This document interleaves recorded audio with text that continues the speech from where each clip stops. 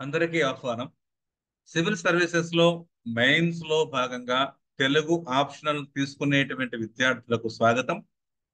తెలుగు చాలా టఫ్ అని కొంతమంది, మార్కులు రావేమో అనే భయంతో కొంతమంది, వివిధ రకాల కోచింగ్ సెంటర్లో తెలుగులో మార్కులు రావని భయపెట్టే వాళ్ళు ఇంకొంతమంది, ఇలా ఆప్షనల్ పేపర్లో అనేక రకాల రూమర్స్ ఉన్నాయి.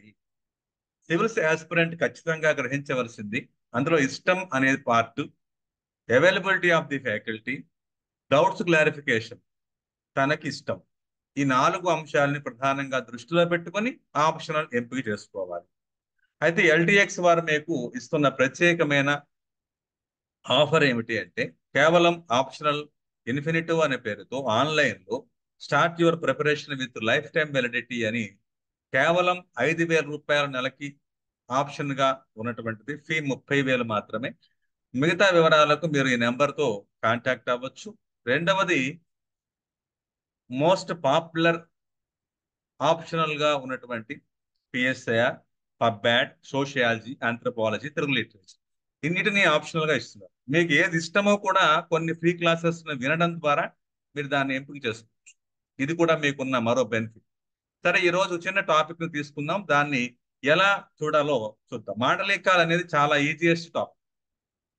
అంతేకాదు, ఇందులోంచి 10 మార్కుల నుంచి 20 మార్కులు వస్తాయి, కేటాయించడం ప్రధానంగా ఉంటుంది. అయితే ఇంతవరకు చాలా ఈజీగా మాండలికాల మీద ప్రశ్నలు వస్తూ ఉన్నాయి. దాన్ని కొంచెం టఫ్ చేస్తే, ఎందుకంటే ఇప్పుడు జిల్లాలు మారాయి. ప్రధానంగా ఆంధ్రప్రదేశ్ జిల్లాలు మారాయి, తెలంగాణ జిల్లాలు మారాయి. వీటిని ఆంధ్రప్రదేశ్ వరకు మీకు నేను తెలియజేస్తున్నాను, మిగతాది మీరు ఎక్స్టెన్షన్ ఈ విధంగా చేసుకోవచ్చని తెలియజేస్తూ, ఈ 4 మండలాలు, పూర్వ మండలం, దక్షిణ మండలం, ఉత్తర మండలం, మధ్యాంధ్ర, ఈ 4 మండలాల్లో విభజిత ఆంధ్రప్రదేశ్ ఈ మ్యాప్ లో ఇలా ఉంది. ఆ పైన తెలంగాణది కూడా మీరు ఎక్స్టెన్షన్ లో చేసుకోవచ్చు, క్లాస్ లో వాటిని చెప్పండి. ఇక పూర్వ మండలంలో మండలాల వారీగా లక్షణాలు ఎట్లా ఉంటాయి? పూర్వ మండలం అంటే విశాఖపట్నం, విజయనగరం, గజపతి నగరం, కోట, ఇట్లాంటి భోగాపురం, ఇవన్నీ చీపురుపల్లితో కలిపి 9 జిల్లాలుగా ఏర్పడ్డాయి. శ్రీకాకుళం, ఇక్కడ మళ్ళీ ఇవన్నీ కూడా ఎంతవరకు అంటే విశాఖపట్నం వరకు ఉన్నటువంటి జిల్లాల విభాగాలన్నీ కూడా ఇందులో యాడ్ అవుతాయి. ఇందులో గిరిజన భాషలు, ఒరియా భాష ప్రభావం ఉంటుంది. ఉదాహరణ గుంట, గుంటడు. గుంట అంటే అమ్మాయి అని, గుంటడు అంటే అబ్బాయి అని. ప్రమాణ భాషలో కనిపించే లా నాగా మారటం, చెప్పలేదు, చెప్పనేదు అని, లావు అనదని నావు అని. క్రియాపదాల్లో ఈ ఏగా మారుతుంది, కొట్టియ్యగలడు, కొట్టియ్యగలడు అని ఉండాలి, తినేయగలడు, చేసియ్యగలడు, ఇట్లాంటి భావాలు మాటల్లో కనిపిస్తూ ఉంటుంది. ఇది పూర్వ మాటలకి అంటే ప్రతి దాని గురించి ఓ 3 పాయింట్స్ టోటల్ గా 10 మార్కులు ఇస్తే ఇలా రాయాల్సింది. లేదా ఒక్కోసారి 20 మార్కులు ఇచ్చినప్పుడు ఉదాహరణలతో లక్షణాలను చూపించాలి. లేదా దీంతో పాటు ఇంకొకటి, హేతువులు, మాండలికాలు రావడానికి హేతువులు చెప్పే అవకాశం. దక్షిణ మాండలికాల్లో ఇక్కడ మనకి తమిళ, కన్నడ ప్రభావాలు ఎక్కువగా ఉంటాయి. కన్నడంలో బేడలు, బేగం, గవాక్షం, ఇట్లాంటివన్నీ ఇందులో యాడ్ అవుతూ ఉంటాయి. విభక్తుల్లో కొరకు, వద్ద మొదలైన ప్రాచీన విభక్తులు ఇప్పటికీ కూడా ఉన్నాయి. ఇలాంటి లక్షణాలు ఇందులో చూస్తాం.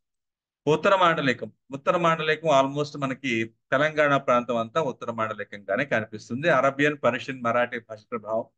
దాని నేపథ్యంలో పరేషాన్, జల్లి, ఖరాబ్, దవాఖానా, ఇలాంటి మాటలన్నీ ఒక్కొక్క ప్రాంతానికి సంబంధించిన ఆ నైబర్హుడ్ లాంగ్వేజ్ లేదా ప్రభావితమైన ప్రాంతాల భాషలు వస్తాయి. ఇలా ఒక్కొక్క 3 అంశాలను దృష్టిలో పెట్టుకొని రాసాం. చివరిది మధ్య మాండలికం. ఇందులో ఇదే ప్రమాణ భాషగా, ఎక్కువ పత్రికా భాషగా అనిపిస్తున్నప్పటికీ కూడా ఎక్కువ గ్రంథస్థమైన భాషగా దీన్ని మనం చెప్పే అవకాశం ఉంది.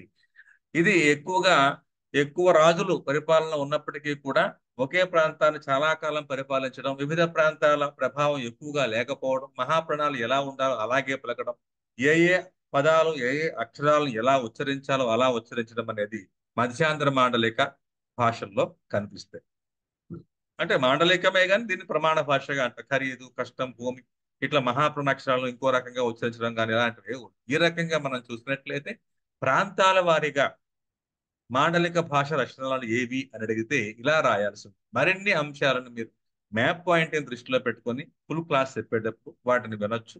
ఇలా ఎవరైనా సివిల్ సర్వీసెస్ లో, మెయిన్స్ లో, ఆప్షన్ లో భాగంగా తెలుగు తీసుకునేటువంటి వాడు త్వరగా నిర్ణయం తీసుకోండి. ఎందుకంటే త్వరలో ఫిల్మ్స్ వస్తుంది, మళ్ళీ మెయిన్స్ లోకి వెళ్తారు. అందుకని మీరు ఫిల్మ్స్ గ్యారంటీగా, ఫిల్మ్స్ తో పాటు మెయిన్స్ ని పేరక్స్ దూకునేటప్పుడు ఈ తూకంతో అధ్యయనం చేసినప్పుడు మీకు ఆప్షనల్ ఒక పేపర్ రన్ అవుతూ ఉంటుంది. రోజుకు ఒక గంట, గంటన్నర కంటే ఎక్కువ ఉండదు. ఇది సుమారుగా 10 నెలల నుంచి 11 నెలల అలా లాంగ్ టర్మ్ కోచింగ్ లాగా కనిపిస్తుంది. మీకు ప్రీవియస్ వీడియోస్ కూడా రికార్డింగ్ వెర్షన్ మీరు 30,000 కట్టినట్లయితే ఉంటుంది. ఇలా మీరు మిగతా వివరాల్ని తెలుసుకొని వేగంగా నిర్ణయం తీసుకోండి. ఆలస్యం చేయకండి. ఆలస్యం చేస్తే ఆశాభంగం. మంచి తరుణం మించిపోయినా రాదు. శుభం శుభం.